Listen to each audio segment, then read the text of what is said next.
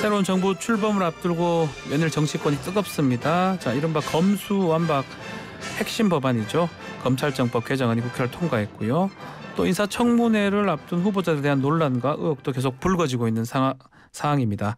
자, 오늘 사건 구반장에서는 입법 또 인사청문회 쟁점 다뤄보도록 하겠습니다.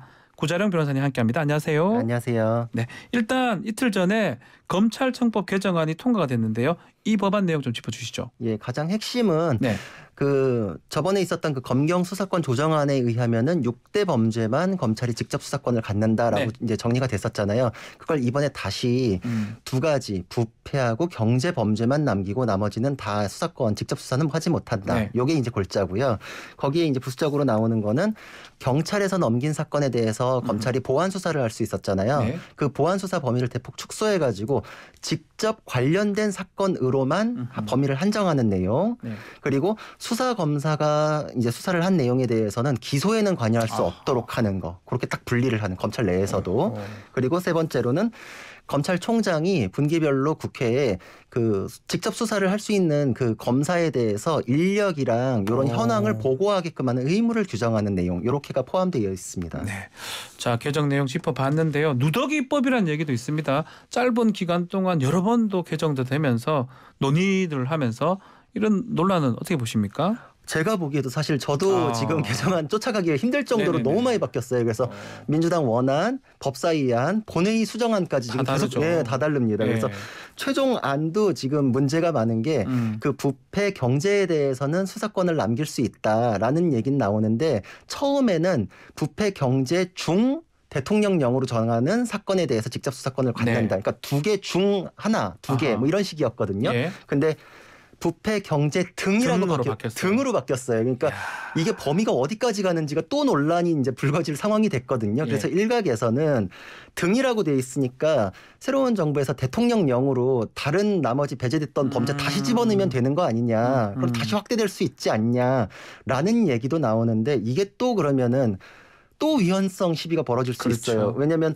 법의 취지를 대통령령이 넘어서는 게 되거든요. 잘 아시잖아요. 이게 그렇죠. 법의 근거를 두고 그 범위 내에서만 대통령령을 정할 수 있기 때문에 수사권이 이런 식으로 조정이 되기 시작하면은 지금 안 그래도 지금 위헌성 시비는 지금도 있잖아요. 근데 이 법에 대한 절차적인 문제 때문에 위헌성 시비가 계속 벌어지게 되거든요. 그리고 또 이게 형사사건 현장에서 벌어질 파급 효과가 또 어마어마해요. 왜냐하면 만약에 이런 식으로 범위가 이제 들어갔다 대통령령으로 나머지 4대 범죄 중에 어떤 게 들어가서 검사가 수사를 하고 기소를 하면은 피고인은 100% 이거는 위임입법이 위헌이기 때문에 근거 없는 수사를 한 거다. 공소권 남용이므로 나에 대한 기소는 부적법하다. 이런 식의 주장 나올 거거든요. 정리가 될 때까지의 그런 그 형사 사건에서의 혼란이 막대할 거기 때문에 이 중이랑 등이랑 이렇게 글자 하나지만 요것도 또 혼란이 정리가 되려면은 또 앞으로 좀 거쳐야 될 과정이 꽤 있을 겁니다. 지금 얘기했던 것 중에 이 피해자 구제 부분인데 지금 우려가 고발인의 이의 신청권 배제 이거 관련된 내용도 한번 소개 좀 해주시죠. 고발인에 대해서는 이제 지금까지는 예전에는 사실 경찰에서 수사를 하면 검찰로 자동으로 넘어갔잖아요. 근데 검경 수사권 조정이 되면서 경찰에서 했던 사건에 대해서는 불송치 결정을 하면은 이의 신청권이라는 걸 줬었어요. 그래서 이의 신청을 지금 현재는 그래서 이의 신청을 하면 검찰에 가가지고 수사를 한 번 더 볼 수 있는 그런 상황이 있었는데 이번 개정안에는 그것도 또 조정이 돼가지고 고발인이 거기에 이의 신청을 할 수 있는 범위 내에서 빠져버려요. 그럼 고발인은 경찰에서 불송치 무혐의 결정을 하면 다툴 방법이 없게 되거든요. 근데 이게 문제가 많은 게 뭐냐면은 아마 좀 생소하실 수도 있는데 그 고소장 반려라는 게 있어요. 현장에선 사실 좀 꽤 많이 벌어지는 일인데 경찰이 고소장을 접수하면은 이거 건이 안 돼요. 가져가세요 하고서 고소장을 접수를 안 해줘요. 반려? 반려라고 하면서. 근데 이게 또 문제가 됐던 사건이 있었는데 뭐냐면 어떤 분이 사기에 피해를 입었다라고 해서 고소장을 써서 가져갔더니 경찰이 이건 사건화 안 됩니다. 가져가세요라고 했어요. 그러니까 이분이 너무 억울하니까 그 똑같은 고소장을 검찰에 제출을 했었거든요. 수사권 조정 직전이라 가지고. 근데 검찰에 수사해 보니까 진짜 사기가 맞았어요. 검찰 말이 맞았네요. 그래서 기소를 했더니 법원에서도 맞다고 해서 유죄 판결이 나왔거든요. 그러니까 이분이 너무 화가 나니까 내가 피해를 입었는데 왜 반려했냐라고 해서 경찰을 상대로 국가배상 청구를 했는데 법원이 인정을 해줬어요. 아이고야. 그러니까 지금 과거에는 이런 식으로 됐던 이의 신청권이 사실 경찰 단계에서 이의 신청하는 범위가 줄어들수록 국민에게는 다시 한번 다툴 수 있는 기회가 사라지잖아요. 그리고 만약에 여기서 고발인이 배제가 된다. 잘 아시다시피 범죄의 피해자는 고소인이 되고 그거의 제3자는 고발인이 되는데 모든 범죄가 다 피해자가 있다, 고소인이 있다 이렇게 볼 수 없어요. 어떤 그렇죠. 거를 떠올릴 수 있냐면 뇌물죄. 정치인이 어떤 사업가한테 뇌물을 받았다. 여기에 피해자는 누굴까요? 이건 국가적 법이기 그렇죠. 때문에 국민 개개인을 피해자라고 봐서 고소인 지위를 인정할 수가 없거든요. 그러면은 만약에 뭐 시민단체, 뭐 내부자 고발 이런 식으로 해서 고발을 했는데 네. 경찰 단계에서 무혐의가 났다라고 하면 다툴 방법이 없어요. 이제. 그러네요. 그리고 뭐 장애인 인권보호 앞장서시는 그 김혜원 변호사님도 검수완박에 대해서 반대하면서 이제 그 예로 드셨던 게 장애인이나 형편이 안 좋거나 사정이 안 좋은 분 같은 경우에는 직접 다툴 수가 없거든요. 그럼 대부분 뭐 그 복지기관이나 이런 데에서 대신 사건을 다퉈주는 고발 형식을 취하는 경우가 대부분이었어요. 네. 근데 이 경우에는 고발인이기 때문에 사건을 계속 이어가기가 어려워지는 거 아니냐. 그러니까 이런 부분에 있어서 국민에게 과연 좋으냐. 이 이의신청권 조항이나 이런 것들이 네. 과연 국민에게 좋아지는 건지에 대해서는 좀 재고 필요하지 않냐라는 의견들이 굉장히 많고 이게 사실 그래서 위헌성이나 국민의 권익을 위해서 어떻습니까라는 걸 논의해야 되는데 사실 정치권에서는 이게 갑자기 위헌성 논의 뭐 대법원에서도 위헌성이 있다 이런 얘기를 했었잖아요. 근데 네. 갑자기 전격적으로 합의를 보면서 이게 뭐 짜장면이냐 짬뽕이냐 선택의 문제인 것처럼 다뤄버려서 예. 짬짜면으로 우리 이게 뭐 2대 범죄, 4대 범죄 뭐 이런 식으로 딱 나눴었던 부분이 있잖아요. 그러니까 네. 뭐 어느 정치적인 이런 게 아니라 국민에게 미치는 거에 대해서 너무 논의가, 쉽게 논의를 적었다. 하셨던 거 아닌가 이런 비판은 좀 피하기 어려울 것 같습니다. 네. 자, 다음 주제는 지금 인사청문회 얘기인데요.